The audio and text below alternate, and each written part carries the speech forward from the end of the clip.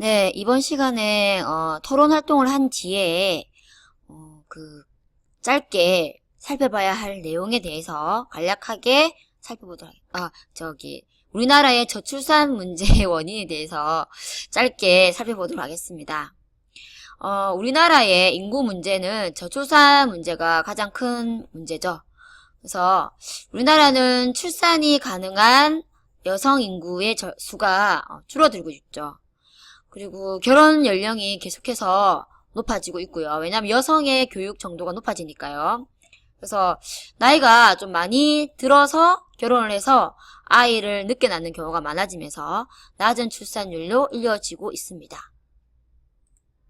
자녀를 양육하는데 들어가는 비용이 심각한 수준으로 또 증가하고 있죠. 그래서 소비의 수준은 높아지고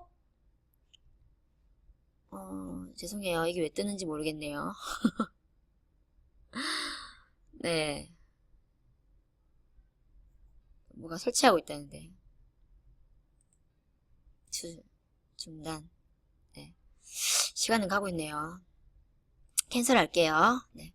소비의 수준은 높아지고 이에 맞춰 소득도 증가해야 하기 때문에 일하는 여성이 점점 많아지고 있죠.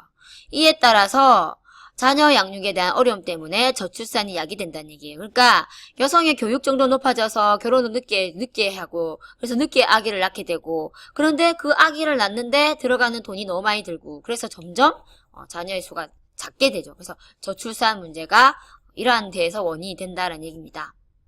그래서 이러한 저출산에 따른 문제점이 결국 무엇이 될까요? 계속 아기를 적게 낳게 되고 그럼 인구의 수가 줄어들게 되면 일을 할 수 있는 젊은 층의 노동 인구가 줄어들게 되죠. 그러면 부양해야 할 노인 인구가 늘어나게 되죠. 수명은 길어지니까요.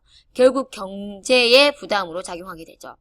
출산율이 떨어지면 나이든 고령 취업자가 늘어날 수밖에 없어요. 그래서 나이가 좀 많이 들어도 옛날에는 60대 되면은 이제 은퇴해서 남은 여생 동안 그냥 좀 소일거리 하면서 지냈는데 지금은 60대 이후에 또 다른 제2의 직업을 가져야 되죠.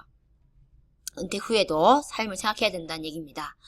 그래서 2019년이면 65세 이상의 인구가 전체의 14%를 넘는 본격적인 고령화 사회가 시작되고 2026년이 되면 초고령화 사회로 들어설 것으로 추정되고 있습니다. 이대로의 우리나라의 인구수의 추세를 보면 자 이제 이어지는 내용은 이제 그 앞에까지는 우리나라의 인구 문제에 대해서 저출산이 문제다라는 그러한 내용이었고 지금부터 볼 거는 이제 다른 내용이에요. 지금은 이제 인구가 증가함으로 해서 환경이 파괴되는 공식을 존 퍼스트란 사람이 IPAT라는 공식으로 표현을 했습니다. 그래서 I라고 하는 것은 환경이 파괴되는 그러한 영향을 나타내는 건데 그러한 영향은 P, 그 다음 A, T로 나타냈습니다. PAT에 의해서 영향을 받는데 환경에 대한 인간의 파괴 효과죠. I라고 하는 것은 Human Impact라 해서 그럼 이러한 환경 파괴하는 인간의 효과는 P와 A와 T라는 요인에 의해서 결정이 되는데 P는 사람의 수의 population 그리고 A는 1인당 자원 사용량 혹은 부예요. affluence 그리고 T는 뭘까요? T는 기술이에요. 그래서 얼마나 많은 사람들이 환경에는 파괴하는 효과는 사람의 수가 많을수록 환경을 많이 파괴하겠죠. 그런데 그 사람 하나당 자원을 얼마나 써제끼냐에 따라서 또 환경이 파괴되는 효과가 크겠죠. 그리고 그 자원을 얼마나 어떤 기술로 써제끼는지가 이제 기술인 거예요. 그래서 보면 IPAT 공식이란 인간이 환경에 영향을 미치는 영향은 사람 수, 1인당 자원 사용량, 기술적 영향에 의해 결정된다는 것이다. 사람 수는 아까 P였죠. PAT 중에서 1인당 자원 사용량은 A였습니다. 기술적 영향은 T라고 했습니다. 이 공식은 환경의 파괴가 인구 증가나 자본의 축적 혹은 반환경적인 기술의 복합적인 결과에서 비롯된다고 보는 거예요. 이들 세 가지 변수 가운데 하나의 개선만으로도 사실은 환경에 유익한 결과를 가져올 수 있습니다. 기술을 조금 환경 친화적인 기술을 쓴다든지 사람의 수를 인구 증가를 좀 많이 제한한다든지 그렇게 하면은 환경 파괴가 좀 더 많이 줄어들 수 있다 이 말이에요.